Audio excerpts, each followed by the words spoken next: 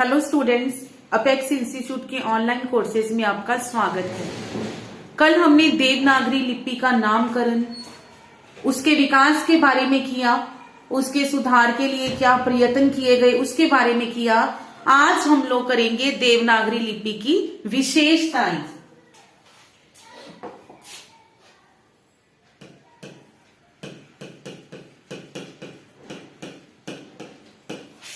देवनागरी लिपि की विशेषताएं।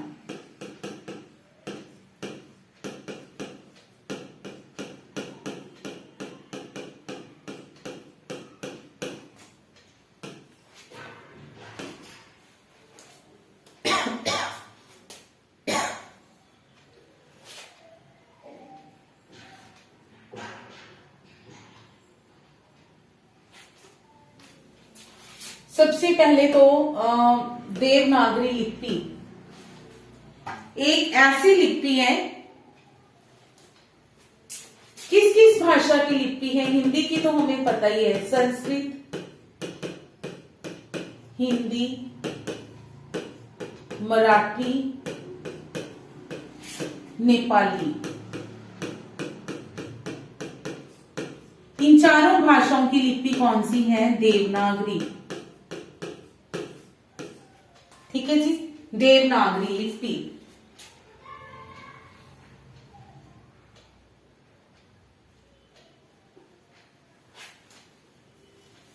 तो कोई भी भाषा हो,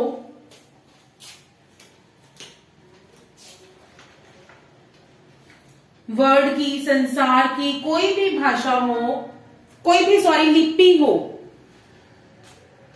कोई भी लिपि 100% उपयुक्त नहीं की जाती, 100% प्रॉपर दोष रहित नहीं होती। हर लिपि में कुछ ना कुछ दोष होते हैं, तो कुछ ना कुछ गुण भी होते हैं। फिर कौन सी लिपि वैज्ञानिक है या अवैज्ञानिक है, इसका निर्धारण कैसे होगा? जिस लिपि में गुण अधिक है और दोष कम है, उसे हम क्या कहेंगे? वैज्ञानिक लिपि। तो हिंदी की जो लिपि है वो वैज्ञानिक है या नहीं, उसके बारे में चर्चा करते हुए हम लोग देवनागरी लिपि की विशेषताएं देखेंगे। सबसे पहले है वर्ण विभाजन में वैज्ञानिकता।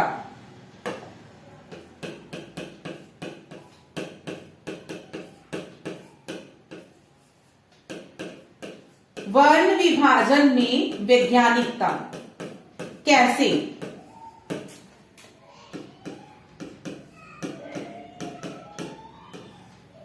आप लोगों ने सिर्फ जो मैं बोलती हूं उसको ही नोट, जो मैं लिखती हूं वो तो आप नोट करते ही करते हो, लेकिन जो मैं बोल के बताती हूं उसको भी शॉर्ट में अपनी नोटबुक पे नोट किया करो। ठीक है जी। वर्ण विभाजन में वैज्ञानिकता कैसे है?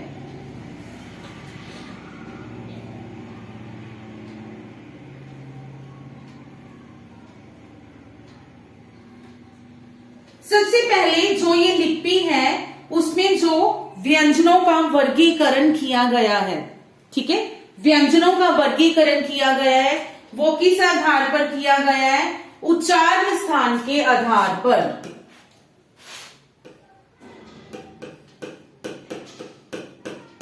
वर्णों का वर्गीकरण उच्चारण स्थान एवं प्रयत्न के आधार पर उस वर्ण को बोलने के लिए हमें कितनी कोशिश करनी पड़ती है, उसके आधार पर।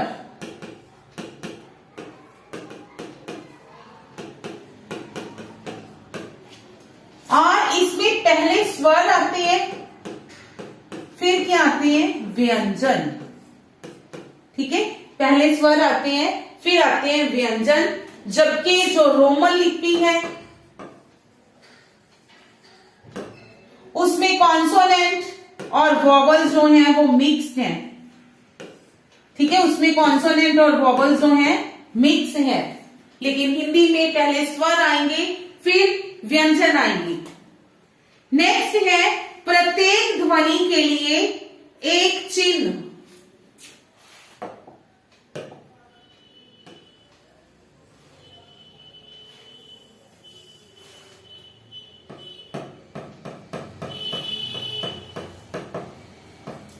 प्रत्येक ध्वनि के लिए एक चिन्ह।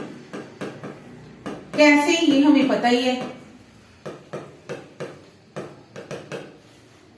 इसमें जो हमारे मुख से निकलने वाली साउंड है, ध्वनि है, उस ध्वनि के अनुसार ही हम लोग जो है लिखते हैं।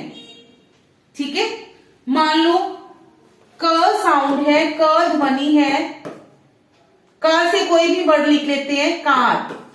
क की साउंड है तो हम इसको क ही लिखेंगे, जबकि हिंदी में क्या होता है, सॉरी, इंग्लिश में क्या होता है, कैट है, तो इस सी का प्रयोग हमने किसके लिए किया, क के लिए।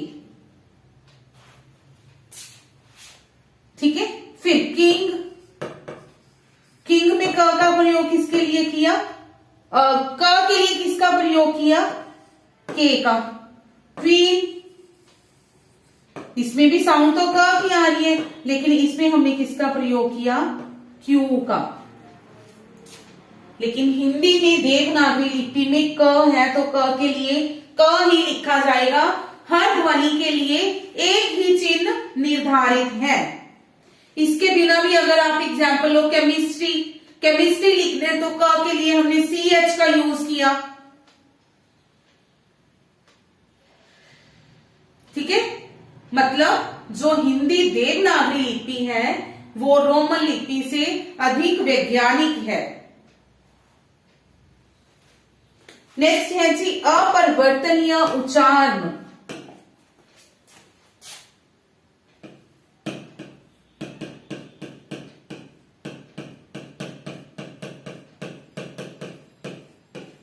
अपरिवर्तनीय उच्चारण क्या है ये, अपरिवर्तनीय उच्चारण। हिंदी में देवनागरी लिपि में जैसा उच्चारण किया जाता है वैसा ही लिखते हैं, और जैसा हम लोग लिखते हैं वैसा ही उच्चारण किया जाता है।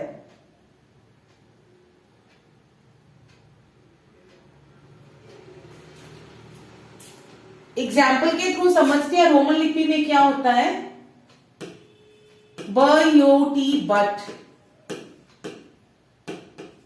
PUT पुट, वर्ण एक ही है, यू है। यहां पे तो कोई साउंड नहीं है, कोई मात्रा नहीं है, यहां पे यू के से इन्होंने ओ बना दिया, जबकि देवनागरी लिपि में ऐसा नहीं होता। अगर हमने बट लिखना है तो बट ही यूज करेंगे, पुट लिखना है तो पुट ही यूज करेंगे। ऐसा नहीं है कि एक जगह तो हम क लिख रहे हैं तो उसकी साउंड क की आ रही है, दूसरी जगह ख लिख रहे हैं तो उसकी साउंड ग की आ रही है, या क लिख रहे हैं तो ख की। जैसा उच्चारण, जैसा लिखा हुआ है, जैसा हमने पढ़ा उसको वैसे ही उच्चारण किया। इसीलिए तो छोटे छोटे बच्चे जो हैं उनको रोमन लिपि की जल्दी समझ नहीं आती। उनको लगता है कि हाँ जी यहां पे भी BUT बट, PUT बट, फिर CUT कट। ठीक है ना।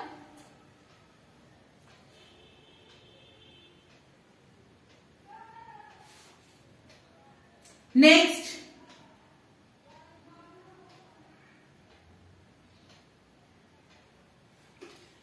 पार्ट तो इसका ही है, वो भी अलग हेडिंग देना है तो हम लोग दे सकते हैं।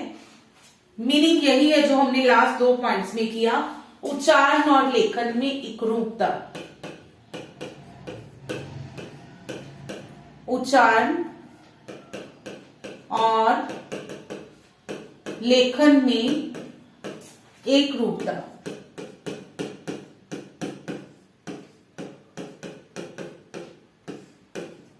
हमने उच्चारण वर्ड लिखना है तो ऐसे ही लिखेंगे, इसको ऐसे तो लिख नहीं सकते उच्चारण। ठीक है, साउंड ही सही नहीं आएगी। लेकिन रोमन लिपि से ही हम कंपैरिजन कर रहे हैं। नॉलेज, इसमें के और डी,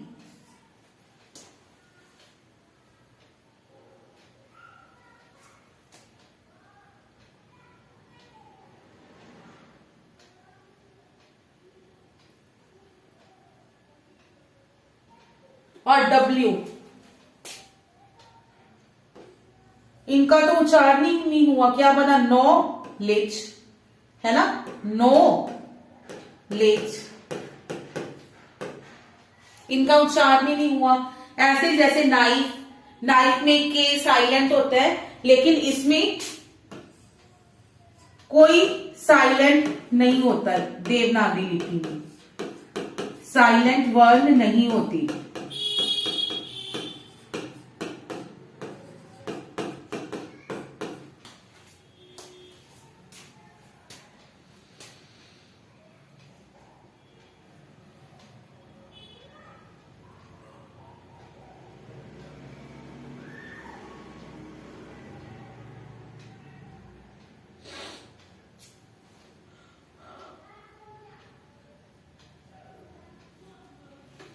वर्णनात्मक लिपि,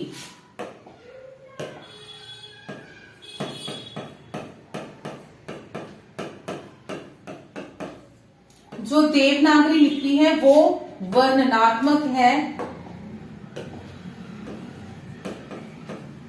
ध्वन्यात्मक नहीं, ध्वन्यात्मक नहीं, ठीक है।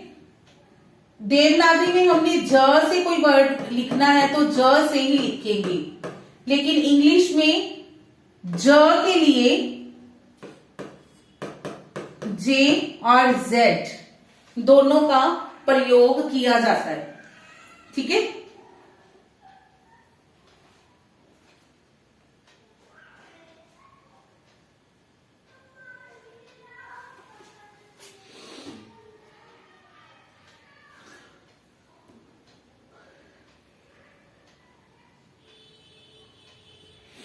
नेक्स्ट है गद्यात्मक लिपि।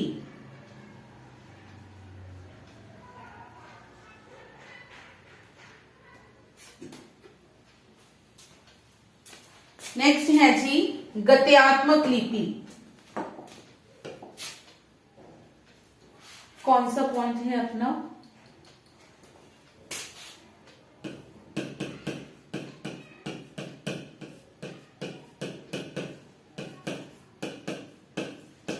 मीन्स जो देवनागरी लिपि है वो गद्यात्मक और व्यवहारिक है।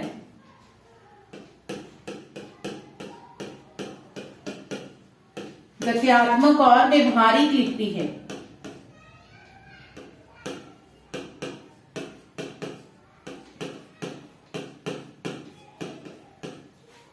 कैसे है ये व्यवहारिक और गद्यात्मक? गद्यात्मक मतलब चलती रहने वाली। इस लिपि ने अपनी आवश्यकता के अनुसार नए नए चिन्हों को अंगीकार कर लिया है।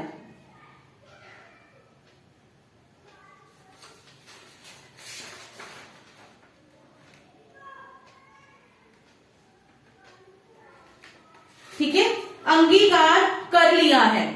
जैसे कि फारसी की ज ध्वनि के लिए देवनागरी लिपि ने, ठीक है, क्या करते हैं हम देवनागरी लिपि में, अब कई वर्णों के नीचे बिंदु लगाकर उनकी जो ध्वनि है उसको चेंज कर देते हैं फारसी की तरह। ठीक है जी। नेक्स्ट, ऐसे ही इसने अंग्रेजी जो रोमन लिपि की ध्वनि है उसको भी अडॉप्ट किया है। ये है फारसी लिपि से कॉलेज,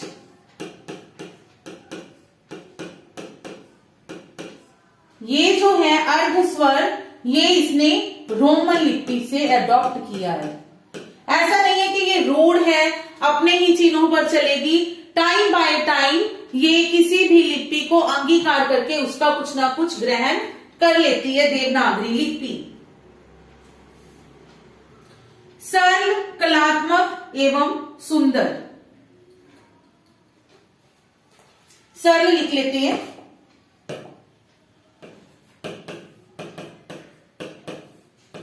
सरल है, ये लिखने में इजी है।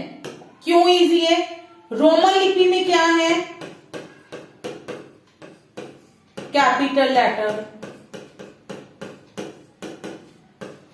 Small letter. देन ये भी अलग अलग, कैपिटल लिखने के लिए कैपिटल अलग है, लिखने के लिए स्मॉल अलग है, और प्रिंटिंग के लिए कैपिटल और जो स्मॉल लेटर है वो अलग है। जबकि देवनागरी में जैसा लिखते हैं, जैसा बोलते हैं, वैसा ही सेम लिखते हैं। इसमें ये चीज नहीं है कि आपने बड़ा लिखना है, कैपिटल लिखना है या स्मॉल लिखना है।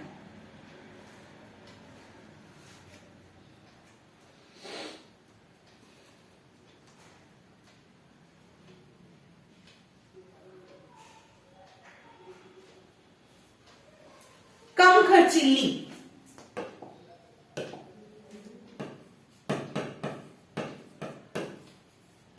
कम खर्चीली का मतलब ये नहीं है पैसे कम हो। कम खर्चीली का मतलब है इसके मुद्रण, ये अपने मुद्रण टंकन में ज्यादा स्थान, एक तो कम स्थान घेरती हो, मुद्रण टाइप में अधिक खर्चीली ना हो। ठीक है, कम स्थान घेरती हो,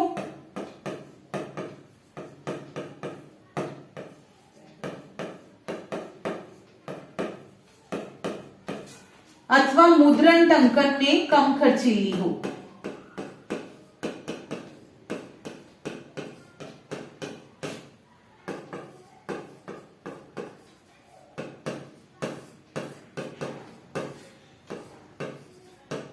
तो हिंदी ऐसी ही भाषा है, जैसे कि अगर हम रोमन लिपि की बात करें, चंद्रिका, हिंदी की बात करें चंद्रिका। देखो आप लोग ऐसे ही स्कूल,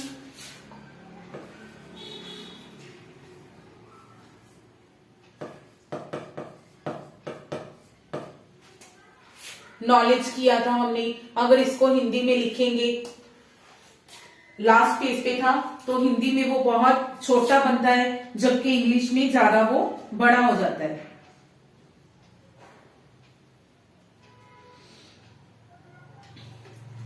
देन स्पष्टता,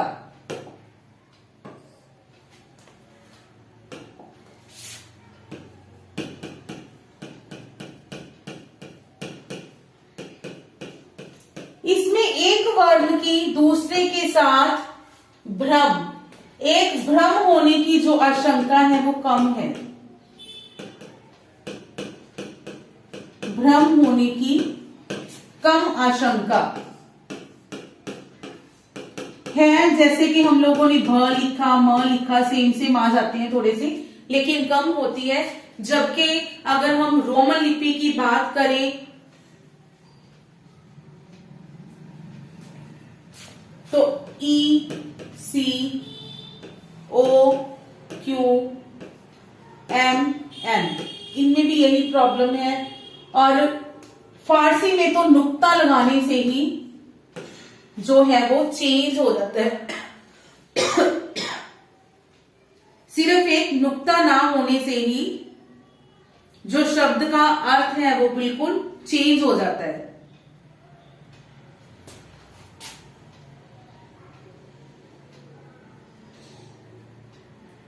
देन नियमबद्धता,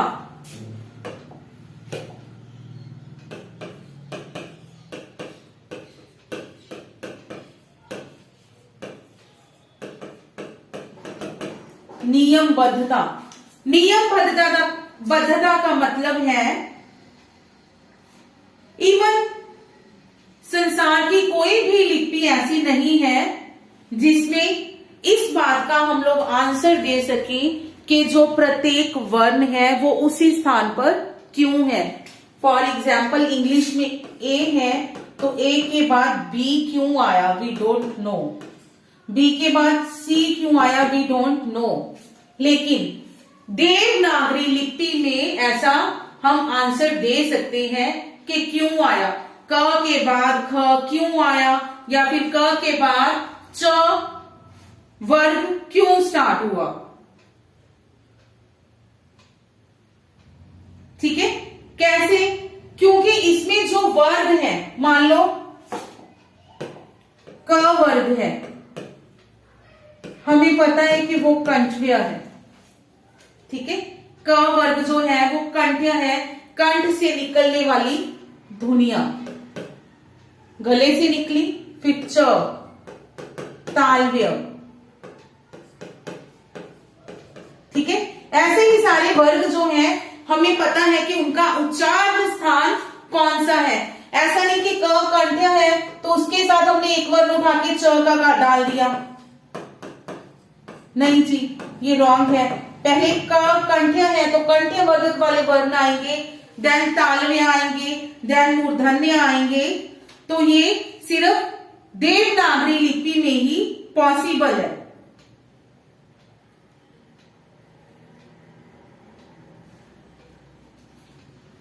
तो ये जो विशेषताएं हैं हमने ये की,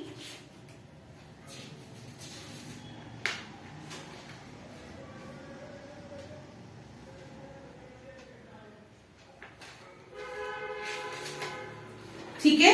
भले ही देवनागरी लिपि में कुछ दोष भी हैं, हम लोग अभी उसके दोषों के बारे में ही पढ़ेंगे, ठीक है, लेकिन कुछ दोषों के होते हुए भी जो देवनागरी लिपि है उसको वैज्ञानिक लिपि माना जाता है। ठीक है, देवनागरी को वैज्ञानिक लिपि माना जाता है क्योंकि दोष कम है, गुण ज्यादा है इसकी।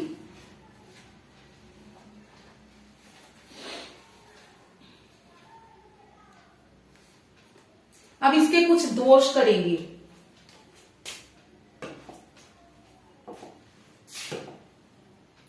देवनागरी लिपि के दोष। सबसे पहला दोष क्या है?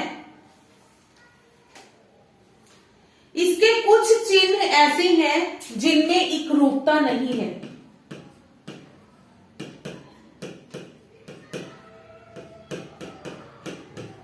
कुछ चिन्हों में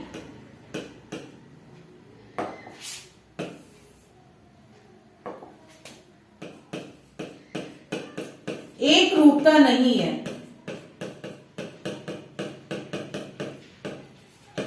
जैसे कि र,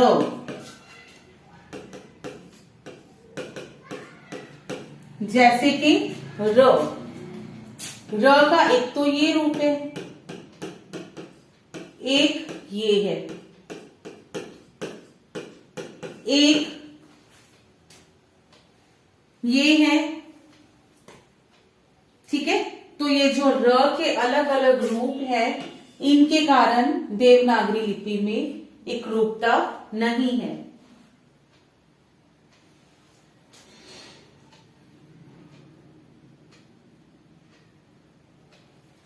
देन मात्राओं का कोई व्यवस्थित नियम नहीं है। मात्राओं की व्यवस्थित नियम नहीं है। कैसे नहीं है? क्यों नहीं है? कोई मात्रा ऊपर लगती है,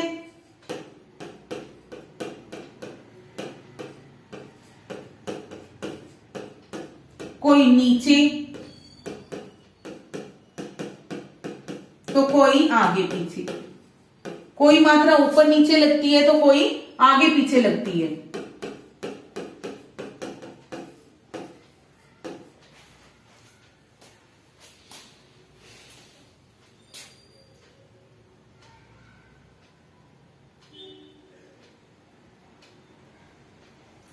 कुछ साम्य मूलक वर्ण हैं। साम्य मूलक वर्ण जिनको पढ़ने में कभी कभी परेशानी होती है, जैसे व, ब, म, भ।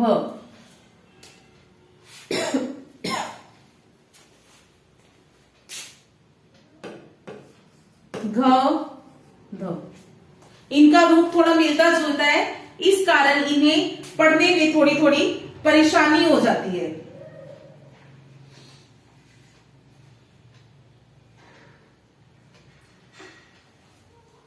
क्रमानुसार, क्रमानुसारिता का गुण भी नहीं है इसमें।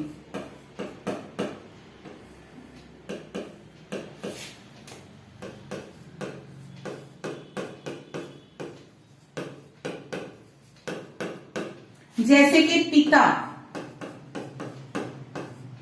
पिता में बोलना हमने पहले प,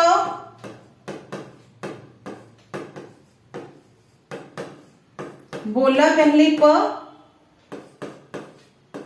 पर आया, पर लिखा कैसे, पर लिखा पहले ई। ठीक है, बोलते हुए तो प की साउंड पहले आई, लेकिन लिखते हुए ई की।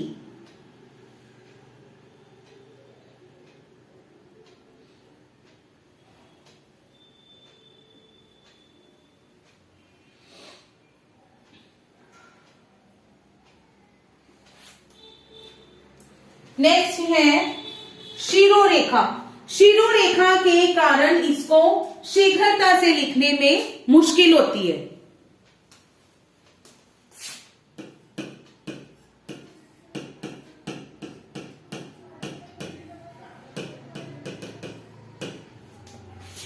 शिरोरेखा के कारण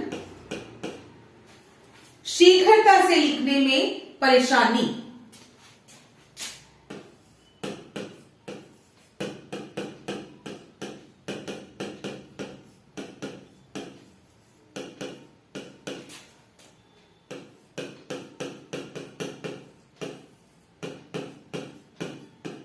देन व्यंजन संयोग, व्यंजन संयोग में भी कहीं कहीं अनियमितता है, अनियमित है।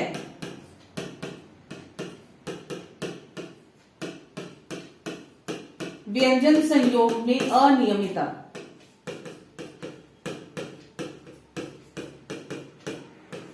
कैसे? प्रेम,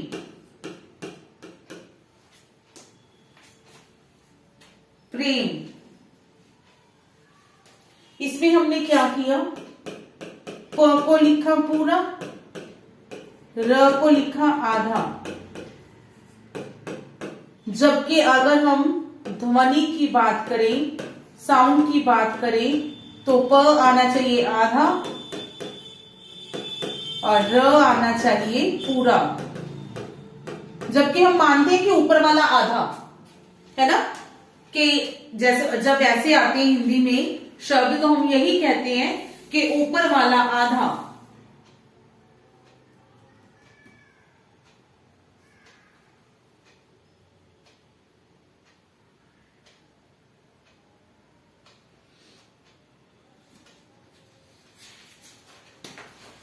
उसके बाद है जी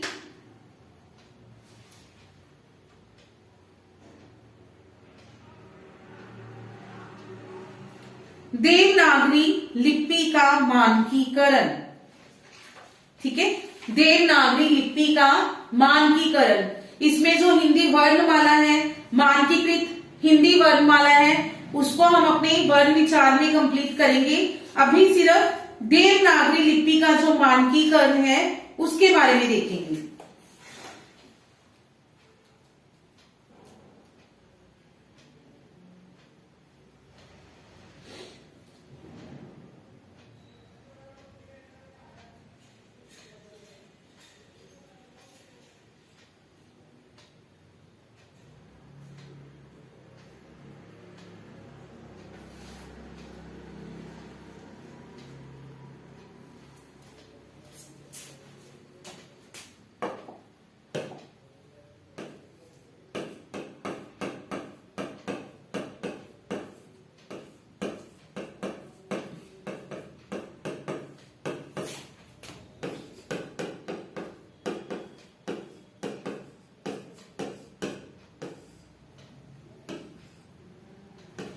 वैसे अगर हम वर्णमाला की बात करें तो वर्णमाला में देवनागरी लिपि में कुल वर्ण कितने हैं? 52। जिसमें से के 11 स्वर हैं, 39 व्यंजन हैं और जो 2 हैं अयोग वा हैं। ठीक है, व्यंजनों में भी अलग अलग से हैं कि 4 उसमें संयुक्त व्यंजन आते हैं और द्विगुण व्यंजन, 4 संयुक्त व्यंजन और द्विगुण व्यंजन है। बाकी के सिंपल जो व्यंजन है हम लोग करेंगे यहां पे देवनागरी लिपि का मानकीकरण। सबसे पहले तो मानकीकरण के लिए हम लोगों को उच्चारण में एकरूपता लाना सबसे आवश्यक है। ठीक है, उच्चारण में एकरूपता होनी चाहिए।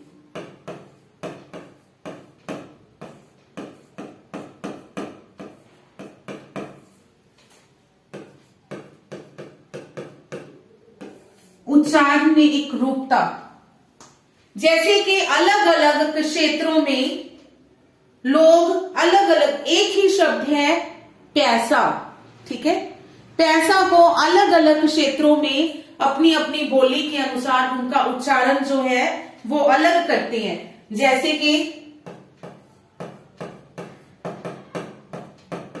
पैसा, ये तो मानकीकरण मानक रूप है, लेकिन इसको ही क्या बना देते हैं, पैसा, है ना, पैसा, देन पैसा। तो इस उच्चारण को पहले हमें दुरुस्त करने की आवश्यकता है। ठीक है, पैसा जो है पहला उच्चारण है, वही मानक रूप है, जो दूसरे 2 हैं वो मान्य नहीं है।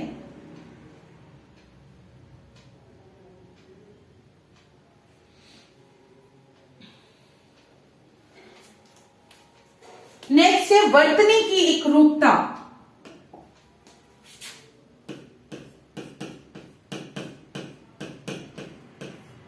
वर्तनी की एकरूपता,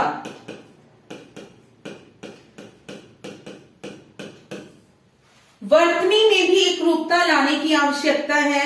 जैसे कि ई,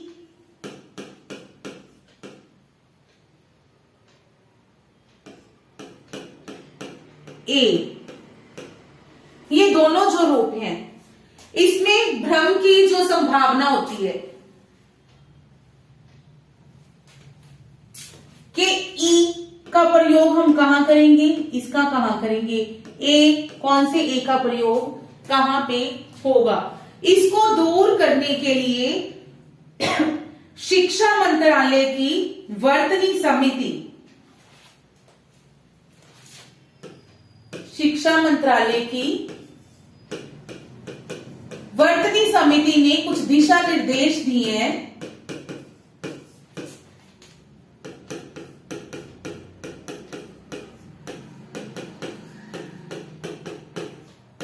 कुछ दिशा निर्देश दिए हैं जिसके अनुसार उन्होंने एक उल्लेखनीय कार्य किया है। उन्होंने बताया है कि हम लोग ई और ए का प्रयोग कैसे करेंगे। संज्ञा शब्द है कोई भी,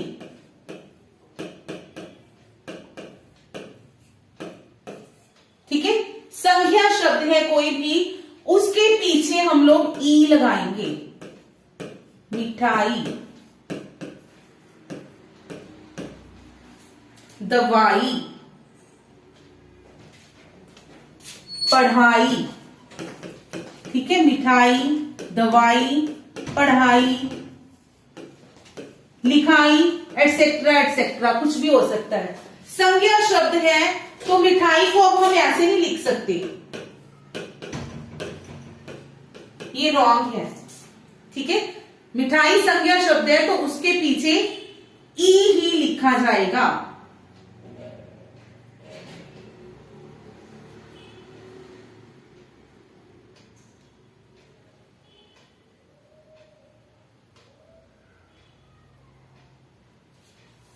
नेक्स्ट,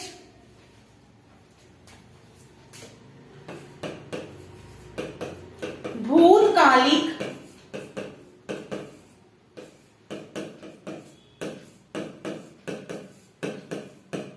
पुल्लिंग एक वचन, भूतकालिक पुल्लिंग बहुवचन, भूतकालिक स्त्रीलिंग एक वचन,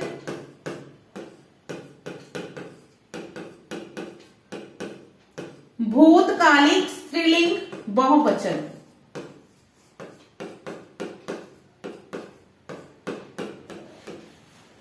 ठीक है। इनके पीछे जो है, इनके अंत में आता है आ, या, य को आ।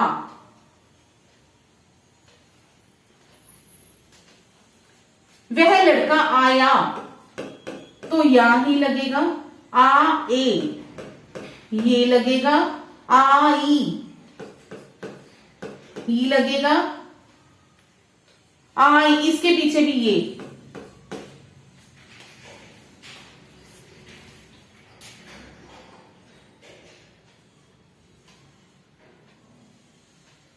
ठीक है।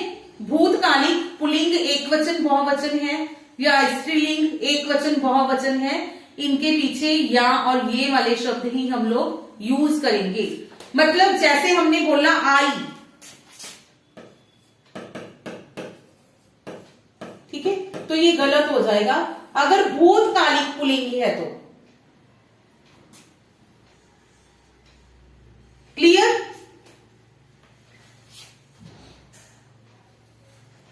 कोई भी क्रिया है, मान लो वह लड़की कल आई थी, तो हम लोग या, आई,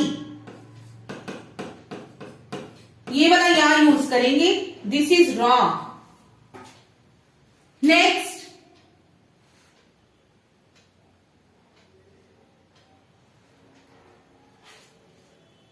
ऐसे ही है, क्रिया ही है, भूतकालिक पुल्लिंग एक वचन,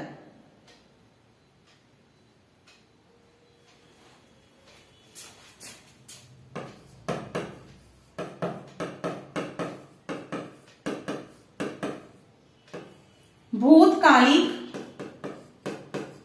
पुल्लिंग एक वचन,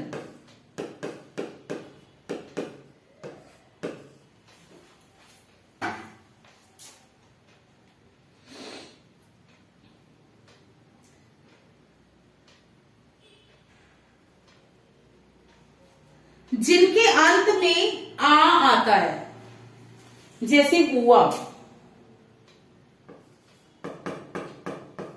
जिनके अंत में आ आया।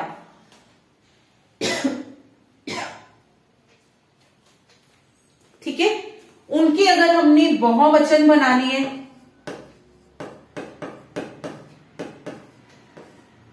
आ वाला शब्द मान लो हुआ शब्द है, हुआ का बहुवचन बनाना है तो क्या बनेगा, हुए। और हुआ का स्त्रीलिंग बनाना है तो क्या बनेगा, हुई।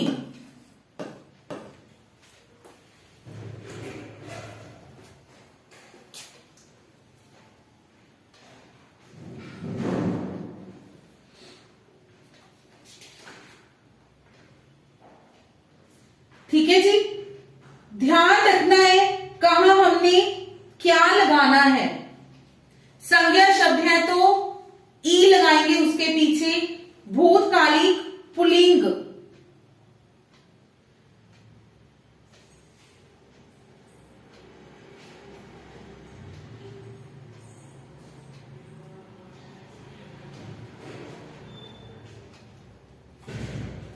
भूतकालिक पुल्लिंग एक वचन है तो या, बहुवचन है तो ये, एक वचन स्त्रीलिंग एक वचन है तो ये, या को ई की मात्रा। देन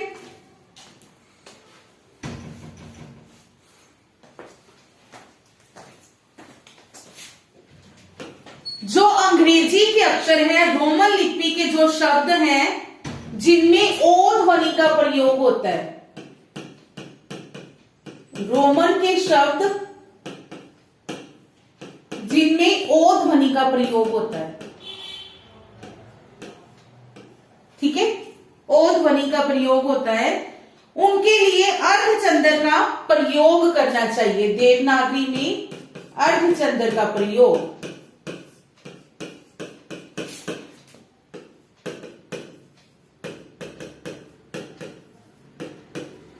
जैसे कॉलेज,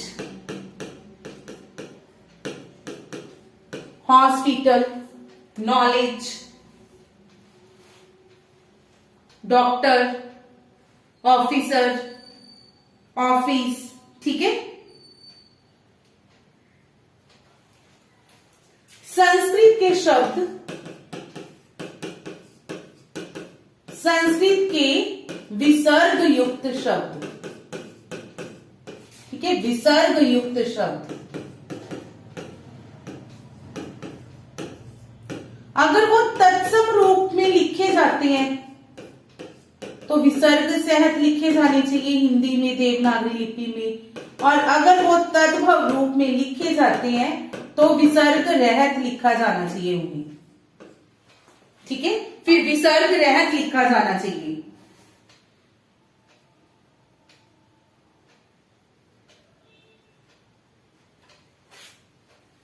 कुछ और शब्द हैं।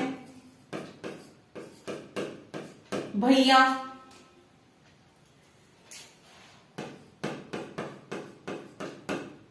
गवैया, रुपया। ये जो शब्द हैं, ये तीनों जो हैं वो गलत हैं। यहां पे ई या य कुछ भी हो सकता है। भैया, गवैया,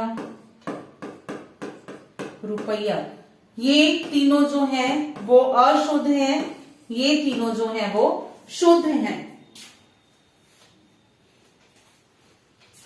रुपया या रुपया, ठीक है, ये शुद्ध रूप है।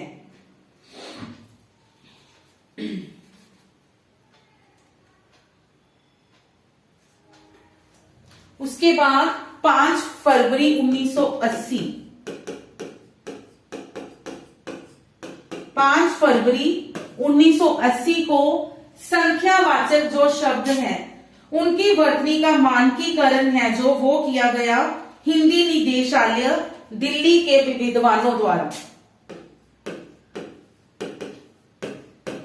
हिंदी निर्देशालय दिल्ली के विद्वानों द्वारा,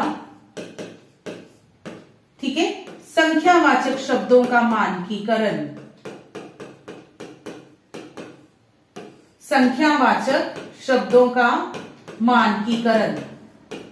अब ये संख्यावाचक शब्द जो हुए इनका मानकीकरण करके इनका जो सही रूप दिया गया वो करेंगे।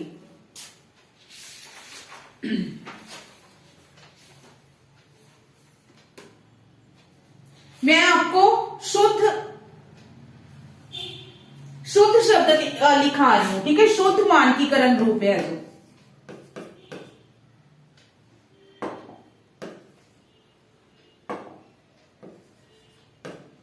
11,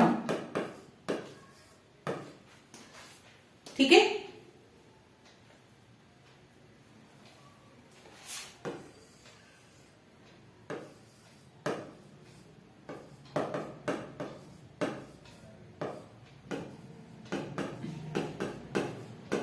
जो 31 है ना वो ये वाला सही वर्ण, सही रूप है।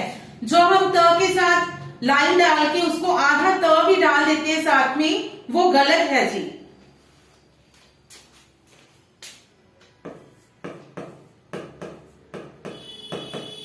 उनचास, 53, 79, 66,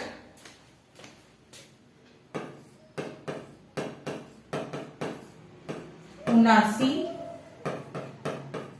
66, 86,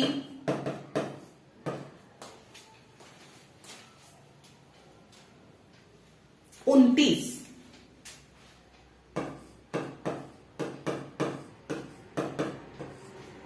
एक चीज ध्यान रखने वाली है, अगर हम 31 बोलने में ज्यादातर बच्चे जो हैं वो ऐसे ही लिखते हैं, 29, 29 इसको भी हम लोग ऐसे लिखते हैं। ठीक है, तो ये जो दोनों हैं ये अशुद्ध रूप है। ठीक है, ये दोनों अशुद्ध रूप हैं। इसके बाद कुछ और है, जैसे करा, क्रिया शब्द है करा,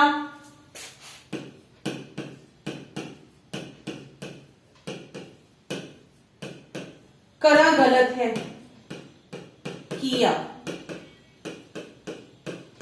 सही है। ठीक है जी, होएंगे गलत है,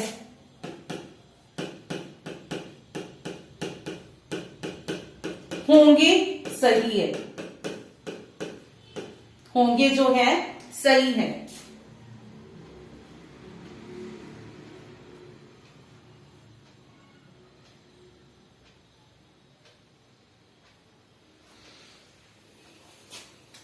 ये था देवनागरी लिपि का मानकीकरण।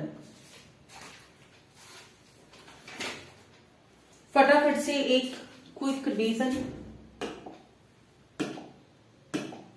विशेषताएं क्या है इसकी, कि वर्ण विभाजन में वैज्ञानिकता है, पहले स्वर आते हैं फिर व्यंजन आते हैं। हर ध्वनि के लिए एक ही चिन्ह है, रोमन लिपि की तरह नहीं है कि सी के क के लिए हम सी का यूज भी कर रहे हैं, के का भी कर रहे हैं, क्यू का भी कर रहे हैं। देन अपरिवर्तनीय उच्चारण, ये भी सेम है कि हर वर्ण के लिए, हर उच्चारण के लिए निर्धारित वर्ण है और हर वर्ण का उच्चारण है। उच्चारण और लेखन में एक रूपता है, जैसा बोला जाता है वैसा ही लिखा जाता है। वर्णनात्मक है, ध्वन्यात्मक नहीं है, कि ऐसा नहीं है कि ज ध्वनि के लिए हम जे का भी यूज कर रहे हैं और जेड का भी यूज कर रहे हैं। व्यवहारिक और गत्यात्मक लिपि है, समय के अनुसार अपने आप को चेंज करने की क्षमता रखती है। फारसी से इसने ग्रहण किया नुक्ता और देन अर्धचंद्र रोमन लिपि से। सरल है, लिखने में सरल है, कैपिटल स्मॉल लेटर का झंझट नहीं है। कम स्थान घेरती है, कम खर्चीली है, लेकिन मुद्रण टंकन में ये कम खर्चीली नहीं है, स्थान भले ही सही है, मुद्रण टंकन पे तो ये थोड़ी सी खर्चीली है। स्पष्टता है, भ्रम होने की कम आशंका है, जबकि हमने दोषों में ये भी पढ़ा कि भ्रम होता है, भ और म में ही भ्रम हो जाता है। नियमबद्धता है, उच्चारण के आधार पर हर वर्ण को वर्णमाला में स्थान दिया गया है। इन्हीं सभी गुणों के कारण जो हिंदी है उसको वैज्ञानिक लिपि कहा जाता है। देवनागरी लिपि को वैज्ञानिक लिपि कहा जाता है, हिंदी को नहीं, सॉरी। दोष, एक रूपता नहीं है, र को ही 3 तरह से लिख दिया, इवन 4 तरह से लिख दिया। मात्राओं के नियम व्यवस्थित नहीं है, कभी मात्रा ऊपर लग रही है, कभी नीचे, कभी आगे, कभी पीछे। ये सेम, इनमें डाउट हो जाता है, कभी कभी संदेह हो जाता है। भले ही हमें नहीं होता, लेकिन जो बच्चा सीखना स्टार्ट करता है उसको भ्रम होता है। क्रम अनुसारिता का गुण नहीं है, बोलना प पहले आया ई पहले। शिरो रेखा के कारण लिखने में कठिनाई होती है। व्यंजन संयोग, प्रेम में लिखा प पूरा, जबकि ध्वनि में प आधा आता है। मानकीकरण, उच्चारण में एक रूपता लाने की जरूरत है। वर्तनी की एक रूपता के लिए वर्तनी समिति जो है उसने कुछ सुझाव रखे कि संख्या शब्द के लिए ई का प्रयोग किया जाएगा, भूतकालिक पुल्लिंग के लिए आ ई ए, ठीक है, और भूतकालिक पुल्लिंग एक वचन जिनके पीछे आ आता है, एक वचन में तो आ ही लगेगा, वह वचन बनाते हुए ए बन जाएगा और स्त्रीलिंग में ई बन जाएगा। रोमन के शब्द ओ के लिए अर्धचंद्र लगाया जाना चाहिए, लगाते भी हैं हम लोग। विसर्ग युक्त शब्द अगर तत्सम रूप है तो विसर्ग विसर्ग लगेगा, तद्भव है तो नहीं लगेगा। ये कुछ शुद्ध रूप हैं, भैया, गवैया, रुपैया। उसके बाद 5 फरवरी 1980 को हिंदी निर्देशालय दिल्ली के कुछ विद्वानों के द्वारा संख्यावाचक शब्दों का मानकीकरण किया गया। 11, 6, 17, 31, 49, 53, 79, 66, 86, 29। देन क्रिया शब्द करा की जगह हम लोग ऐसा नहीं लिखते कि मैंने काम करा। करा गलत है, लेकिन बोलचाल में बहुत स्टूडेंट्स, बहुत बच्चे ऐसे बोलते हैं मैंने ये कर ली, किया। मैं किया की जगह करा, मैंने काम करा। वो लोग कहीं गए होंगे, होंगे नहीं होंगे। ठीक है जी, तो आज की क्लास हम लोग अपनी यहीं पे समाप्त करते हैं। नेक्स्ट क्लास में चलेंगे वर्ण विचार की तरफ। ठीक है, वर्ण विचार हमारा नेक्स्ट टॉपिक होगा। Thank you.